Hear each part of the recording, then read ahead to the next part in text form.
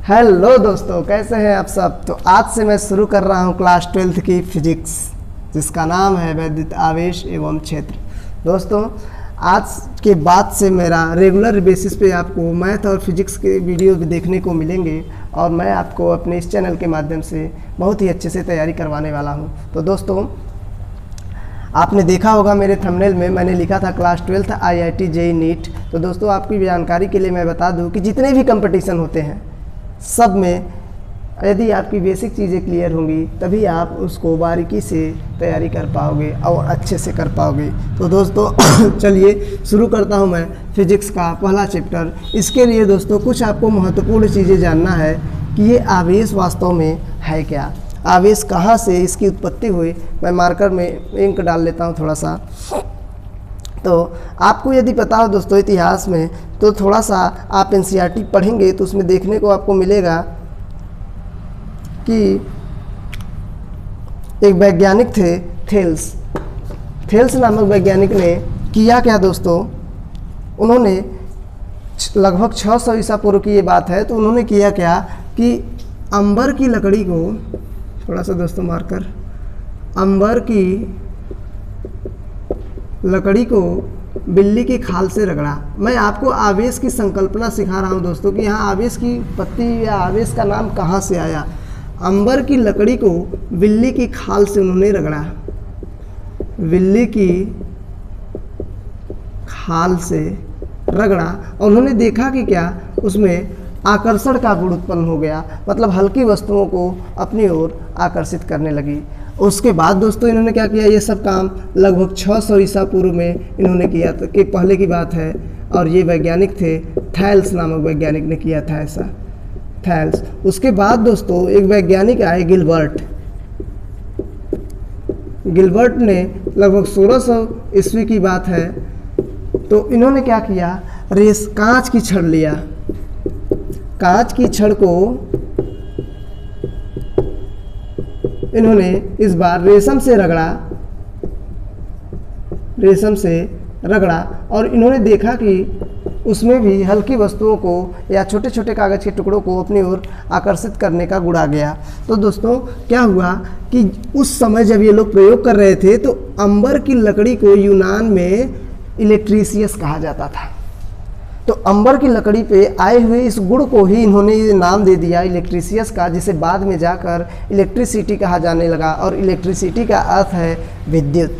दोस्तों अब मैं यहाँ पे आपको बताना चाहता हूँ विद्युत में दोस्तों क्या हम लोग करते हैं, इसका शॉर्ट फॉर्म ऐसे ही नाम लिया जाता है विद्युत में क्या होता है कि लिखा जाता है कि भौतिक विज्ञान की वह शाखा जिसके अंतर्गत क्या होता है, आवेशों के गुणों एवं प्रभावों का अध्ययन करते हैं, विद्युत्की कहलाता है। दोस्तों मैं आपको बात बता दूं कि यही विद्युत्की दो प्रकार में हम लोग पढ़ते हैं, स्थिर विद्युत्की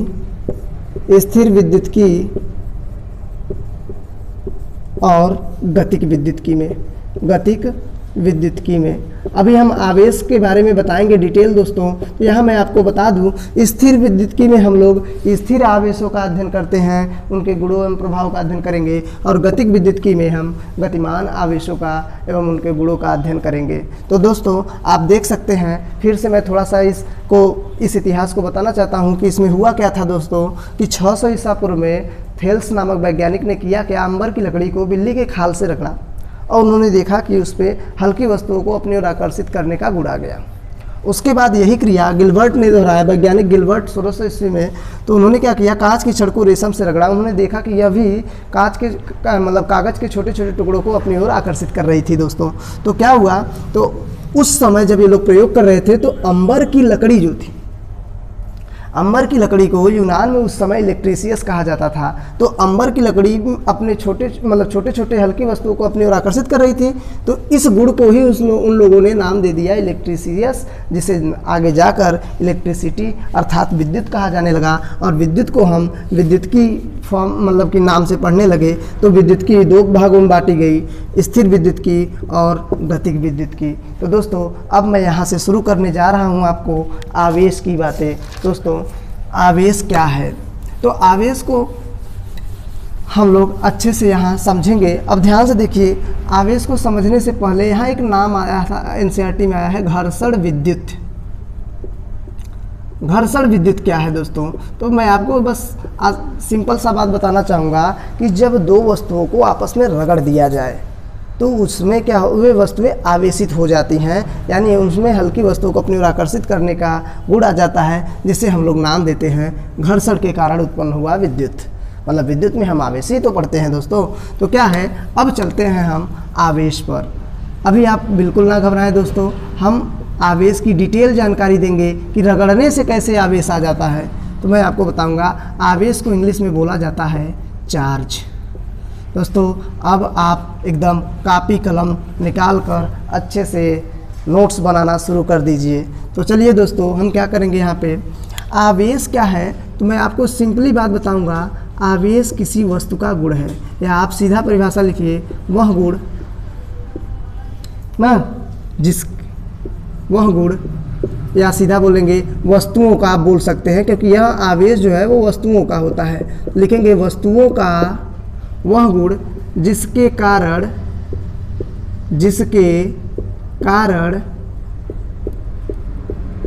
यह किसी अन्य वस्तु को अपनी ओर,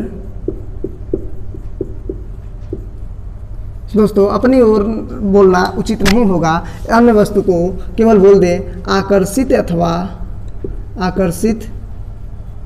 या प्रतिकर्षित करती है, आकर्षित या प्रतिकर्षित करती है,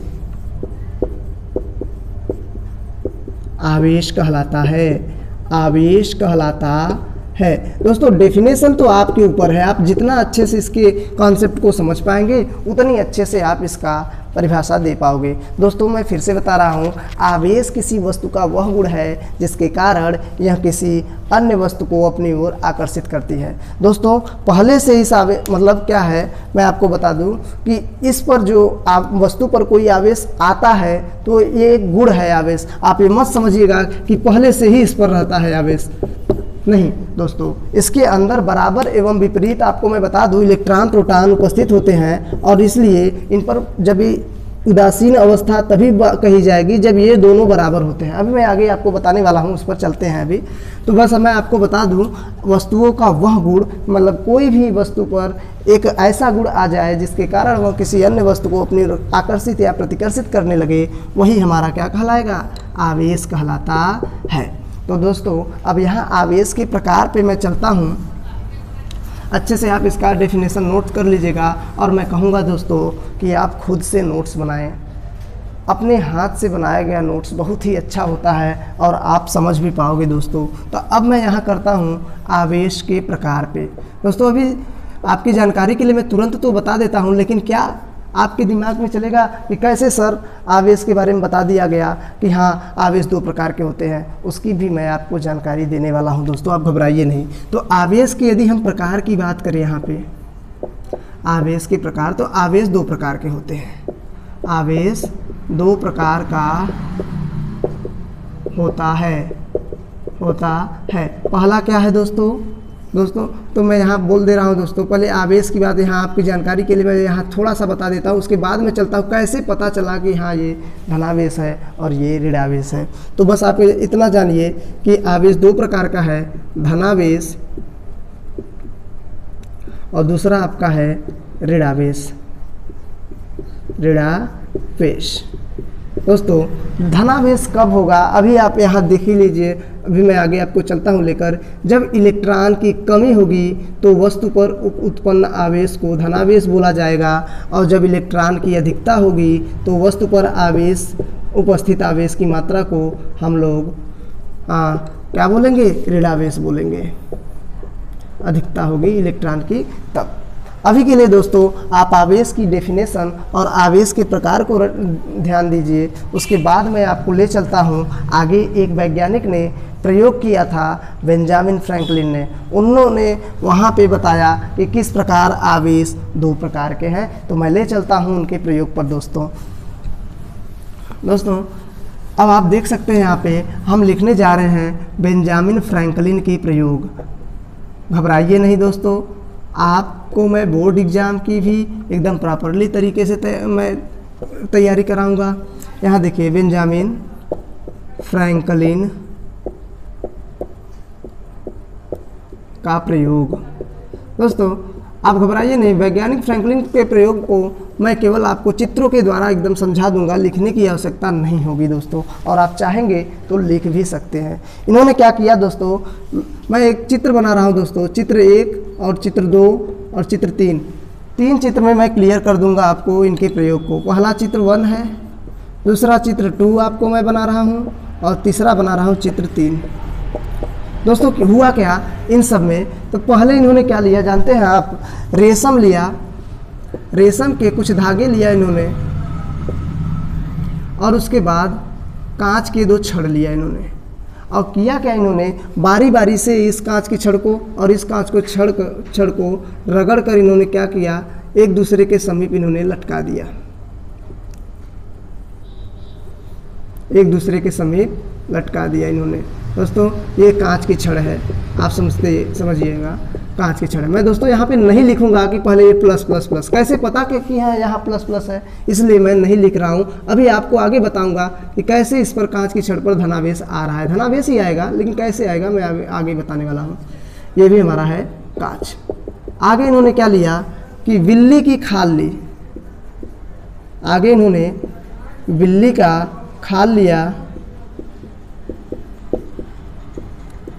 और अंबर की 2 लकड़ियाँ लिया, अंबर की 2 लकड़ियाँ लिए, अंबर की 2 लकड़ियाँ लिए। अब इसमें क्या किया इन्होंने, इसको भी बारी बारी से रगड़ा और एक दूसरे के समीप लटका दिया। ध्यान से दोस्तों इस प्रयोग को देखिएगा, आपको बहुत अच्छे से समझ में आने वाला है। और इन्होंने क्या किया, लटका दिया पास पास, ये दोनों अंबर की लकड़ी है, ये भी अंबर है और ये भी अंबर है। उसके बाद दोस्तों मैं अभी तीसरा चित्र बनाता हूँ। तीसरे चित्र में इन्होंने किया क्या, बस एक कांच की छड़ लिया और एक अंबर की लकड़ी लिया। दोस्तों देखने में ऐसा एक ही तरह लग रहे हैं, तो आप यहाँ कांच लिख सकते हैं और यहाँ पे अंबर लिख सकते हैं, अंबर। दोस्तों अब मैं बता रहा हूँ इन तीनों चित्रों में किया क्या गया है। तो यहाँ क्या किया गया, जब कांच की छड़ को रेशम से रगड़ा गया और इसको भी रगड़ा गया, दोनों को पास पास लटकाया गया, तो ये एक दूसरे से दूर होने लगी, दूर भाग गई, यानी एक दूसरे को प्रतिकर्षित करने लगी। ये भी आया, ये जब इनको रगड़ा गया, पास पास रगड़ कर एक दूसरे के समीप रखा गया, तो ये भी एक दूसरे को प्रतिकर्षित करने लगी।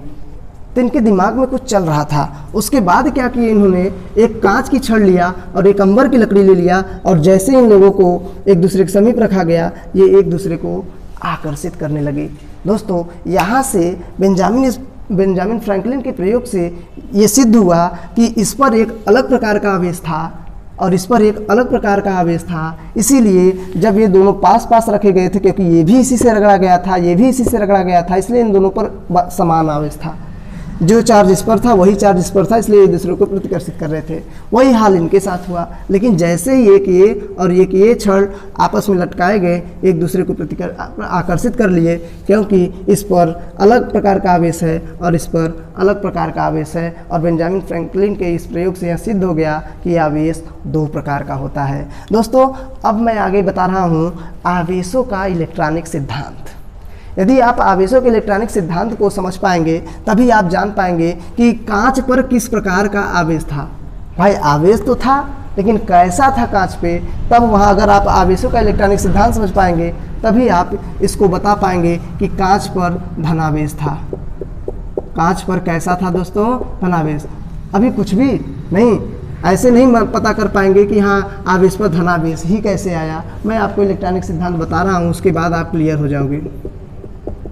तो चलिए दोस्तों अब इस पर यहाँ देखिए प्लस प्लस और यहाँ पे माइनस माइनस माइनस। तो यहाँ से ये भी सिद्ध हो जाता है दोस्तों कि अगर इसका मतलब ये सेम चार्ज था और सेम चार्ज आज एक दूसरे को प्रतिकर्षित करेंगे और विपरीत चार्ज एक दूसरे को आकर्षित करेंगे। चलिए हम चलते हैं आवेशों के इलेक्ट्रॉनिक सिद्धांत पर। आवेशों का इलेक्ट्रॉनिक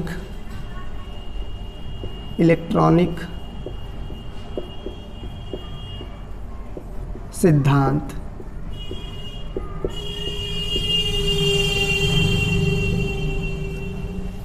आवेशों का इलेक्ट्रॉनिक सिद्धांत। एक मिनट दोस्तों, थोड़ा सा मैं एक काम है करके आता हूँ। चलिए दोस्तों, थोड़ा सा मैं कैमरा देखने गया था कि स्टार्ट था कि नहीं।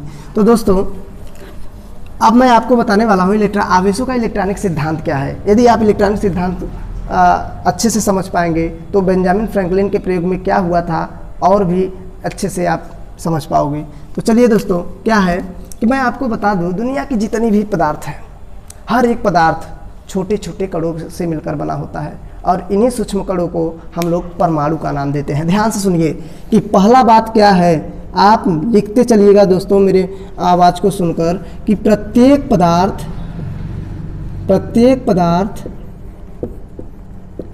ये एक बार लिख लीजिए दोस्तों। ऐसा वैद्युत चालन में भी अगर चलेगा, आगे चैप्टर आने वाला है तो मैं वहाँ लिखवाऊंगा नहीं। प्रत्येक पदार्थ छोटे छोटे कणों से मिलकर बना होता है।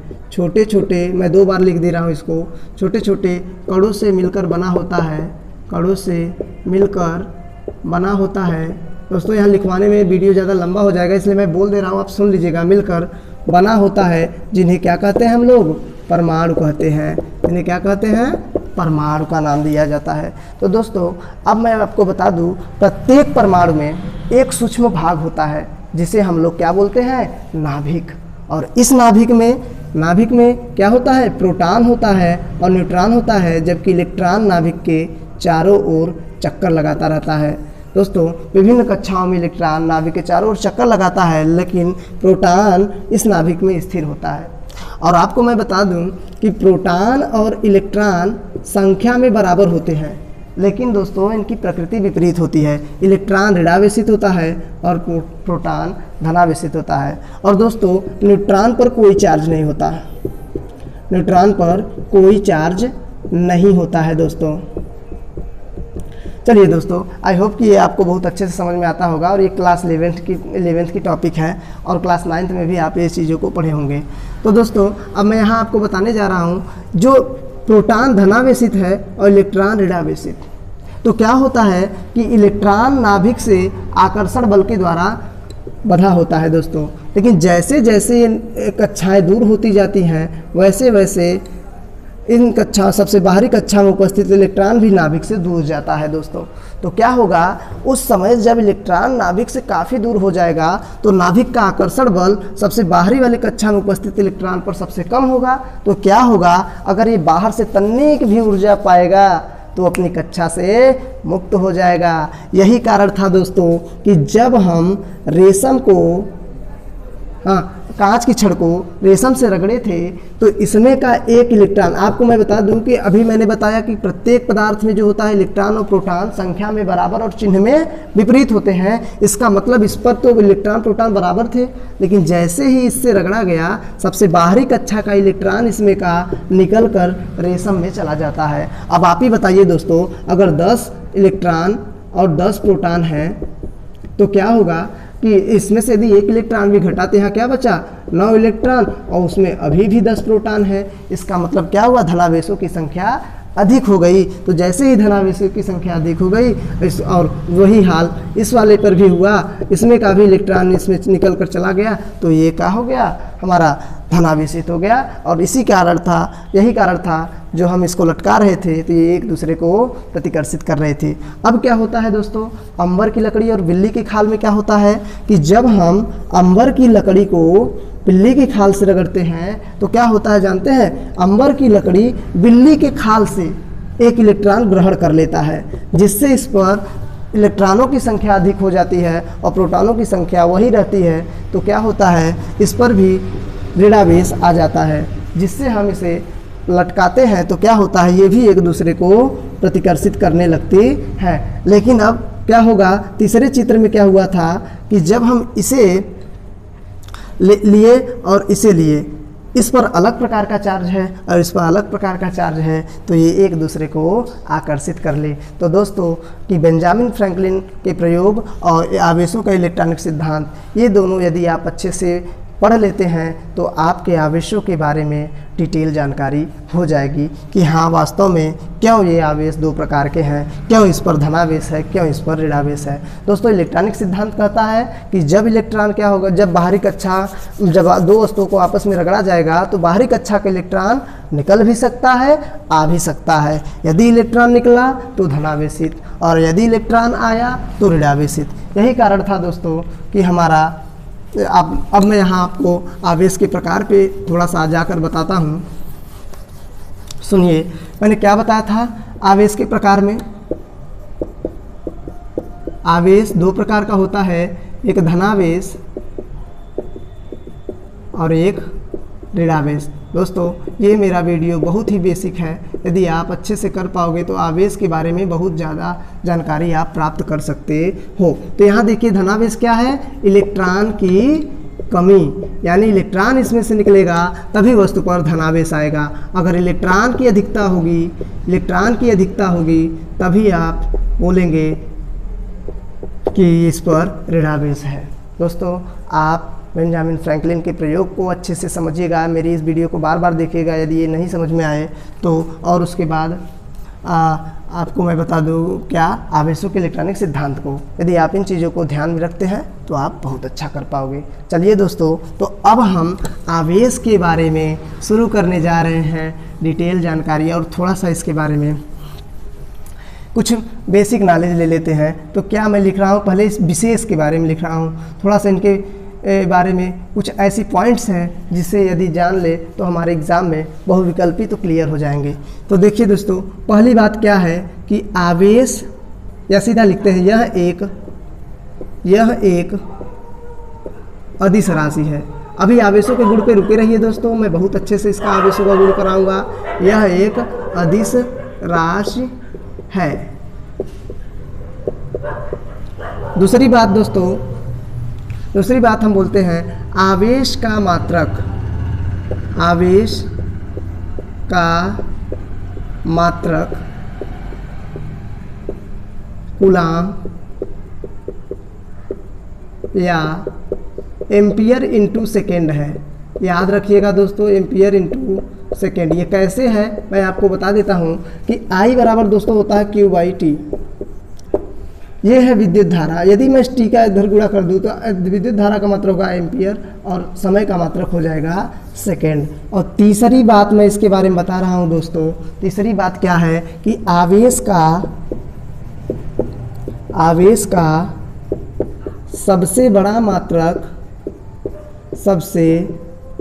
बड़ा मात्रक फैराडे होता है। फैराडे होता है। दोस्तों मैं आपको बता दूं कि एक फैराडे बराबर 96,500 कूलाम होता है। दोस्तों अब मैं चौथे नंबर पे आपको बता रहा हूँ आवेश के अन्य मात्रक। आवेश के अन्य मात्रक। तो दोस्तों आवेश के अन्य मात्रक मैं आपको बताने जा रहा हूँ। इसमें है, एक पहला है ESU और दूसरा है आपका EMU। दोस्तों ये सब CGS पद्धति हैं और आप याद रखिएगा ESU क्या है, इसका नाम है कि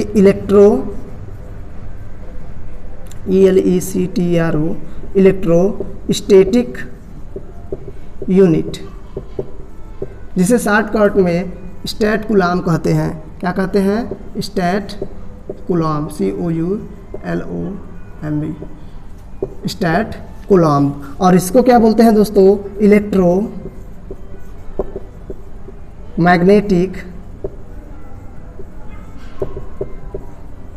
इलेक्ट्रोमैग्नेटिक यूनिट दोस्तों। और शॉर्टकट में इसको बोलते हैं एब कूलाम।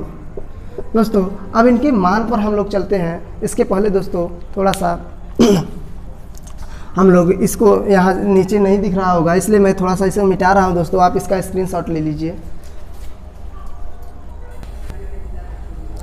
तो दोस्तों अब मैं चलता हूँ, जो मैं जगह नहीं बचा था इसलिए मैं यहाँ लिख लिया था।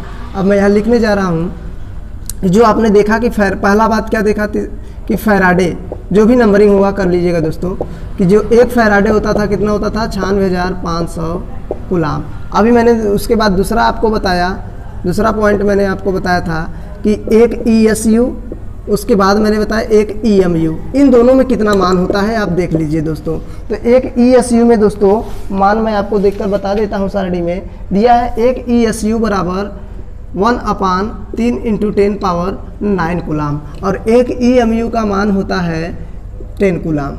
दोस्तों आई होप कि आपको ये मान सुनकर बहुत ही अच्छा लगा होगा कि आप जान लीजिए दोस्तों कि आवेश के कितने, और एक आवेश का मात्रक और है दोस्तों जिसका नाम है फ्रैंकलिन।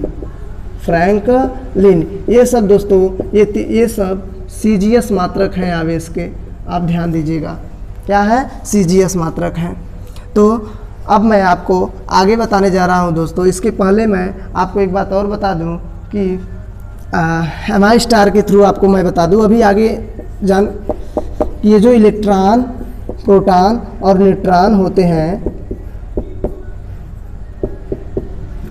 ये जो इलेक्ट्रॉन, प्रोटॉन और न्यूट्रॉन होते हैं, ये भी किसी कण से मिलकर बने होते हैं, किसी कण से मिलकर बने होते हैं, जिन्हें क्वार्क कहते हैं, क्वार्क कहते हैं। दोस्तों अब मैं अभी आपको क्वार्क की जानकारी देता हूं कि ये इलेक्ट्रॉन क्यों ऋणावेशित ही होते हैं, प्रोटॉन क्यों धनावेशित ही होता है। अगर आप क्वार्क के बारे में जान लेंगे तो इस क्वेश्चन का आंसर बहुत ही अच्छे से दे पाएंगे। चलिए दोस्तों, तो मैं आपको ले चलता हूं। इसको समझने से पहले अगर क्वार्क को यदि आपको जानना है तो आपको मूल आवेश की जानकारी होनी चाहिए। दोस्तों यहाँ मैं आपको बताने जा रहा हूँ मूल आवेश क्या है। तो यहाँ मैं आपको बता दूँ मूल आवेश कहता है, मूल आवेश कि वह छोटे से छोटा आवेश, वह छोटे से छोटा आवेश जो स्थायी होता है, जो स्थायी होता है, मूल आवेश कहलाता है, मूल आवेश कहलाता है। दोस्तों अभी आप इतना ही जानिए कि मूल आवेश क्या है। किसी वस्तु पर वह छोटे से छोटा, वह न्यूनतम आवेश है दोस्तों कि जो स्थायी होता है, उसका मान कभी भी बदलता नहीं है। यहाँ मैं मूल आवेश के बारे में जो विशेष लिख रहा हूँ, आप इसको ध्यान से देखिएगा कि पहली बात कि मूल आवेश को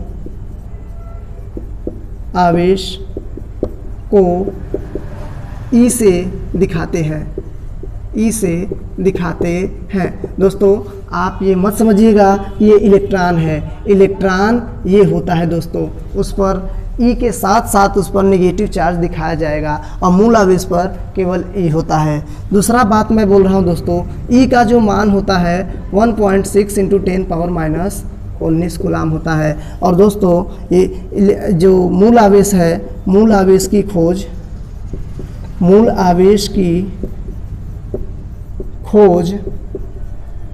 मिल्कन ने किया था दोस्तों।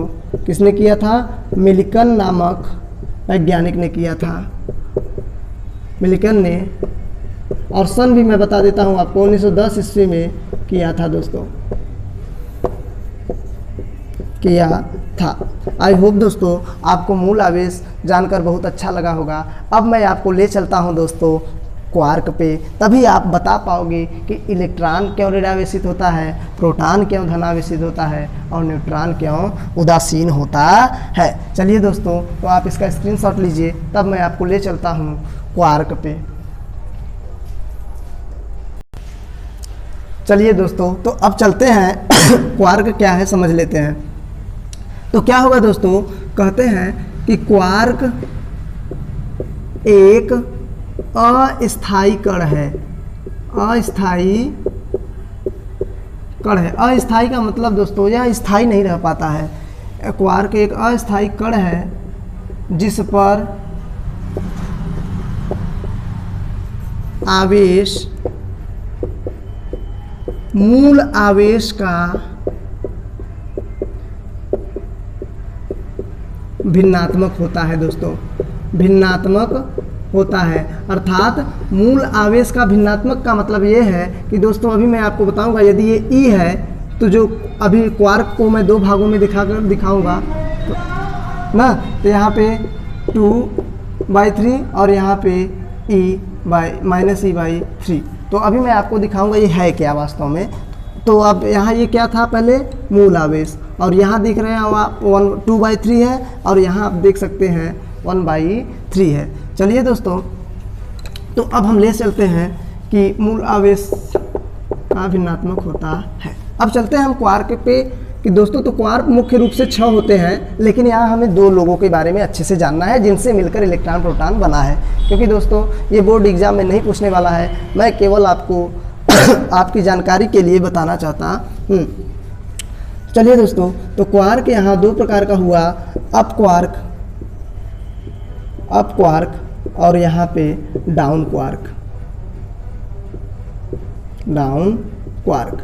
दोस्तों अप क्वार्क आप अप समझ लीजिएगा, इसे ट्रिक से याद कर लीजिए। अप मतलब ऊपर, ऊपर मतलब जब भी ज़्यादा मतलब आप रहेगा, ऊपर रहेगा तो पॉजिटिव रहेगा और डाउन रहेगा तो नेगेटिव रहेगा। मैं आपको बता दूं, तो यहाँ पे अप क्वार्क का जो मान होता है 2E/3 और इसका होता है -E/3।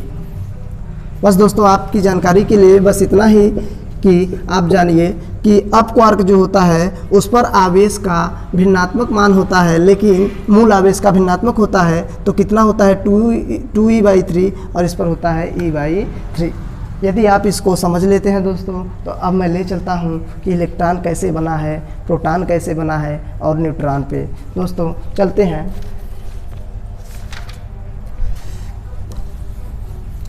तो यदि दोस्तों हम इलेक्ट्रॉन का बनना पे ध्यान दें, इलेक्ट्रॉन का बनना, यही दोस्तों क्लियर करने के बाद हम वीडियो को समाप्त करेंगे, क्योंकि ये ज़्यादा बड़ा होता चला जा रहा है और आप इतना बड़ा वीडियो देखेंगे भी नहीं। इसलिए दोस्तों इलेक्ट्रॉन का बनना यदि हम देखें दोस्तों, तो इलेक्ट्रॉन क्या होता है, माइनस चार्ज होता है इलेक्ट्रॉन पे। इसलिए दोस्तों इलेक्ट्रॉन 3 ठो डाउन क्वार्क से मिलकर बना होता है। और उसके बाद दोस्तों मैं प्रोटॉन की बात करूं, प्रोटॉन का बनना, अब चूंकि प्रोटॉन पर धनावेशित होता है, मैंने आवेशों का इलेक्ट्रॉनिक सिद्धांत में बताया था, प्रोटॉन का बनना, तो प्रोटॉन पर क्या होता है, आप अब ध्यान से आप समझ लीजिए दोस्तों कि जो इलेक्ट्रॉन होता है उस पर मूल आवेश का ऋणात्मक होता है और प्रोटॉन पर मूल आवेश का धनात्मक मान होता है दोस्तों। तो यहाँ मैं दूं यदि आपको, तो मैं आपको बता दूं यहाँ +2E/3 और यहाँ पे भी +2E/3, उसके बाद एक होता है -E/3। आप देख सकते हैं दोस्तों 2 2 4 हो जाएगा, 4 में से 3 एक घटेगा, फिर 3 होगा, 3 से 3 कट जाएगा, +E आ जाएगा दोस्तों। उसके बाद मैं न्यूट्रॉन की बात करूँ दोस्तों, न्यूट्रॉन का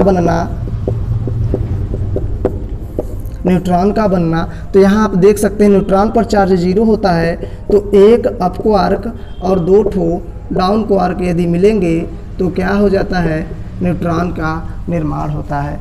दोस्तों आई होप कि आपको ये वीडियो बहुत ही अच्छा लगा होगा। दोस्तों आज मैंने आवेश की बेसिक बातों को इस वीडियो में क्लियर किया। आवेश क्या है, आवेश के विशेष के बारे में मैंने बताया कि आवेश का मात्रक क्या है, आवेश अदिश है कि सदिश है, ये बातें मैंने क्लियर किया इस वीडियो में। और दोस्तों यहाँ सबसे ज़रूरी बात, मैंने मूल आवेश के बारे में बताया और आपको क्वार्क के बारे में बताया। इन्हीं क्वार्क से इलेक्ट्रॉन प्रोटॉन मिलकर बने होते हैं। तो यदि दोस्तों आप ये वीडियो अच्छे से देख लेते हैं तो आपके आवेश से रिलेटेड सारे कॉन्सेप्ट क्लियर हो जाएंगे। और दोस्तों अगले वीडियो में मैं आवेश के गुण और कूलाम के नियम को लेके आऊँगा। तब तक आप इस वीडियो को ज़्यादा से ज़्यादा शेयर करें ताकि काफ़ी बच्चों को पता चल सके कि DY क्लासेस पर अब लगातार फिजिक्स और मैथ की तैयारियाँ कराई जाएंगी। पढ़ाई करते रहें। All the best.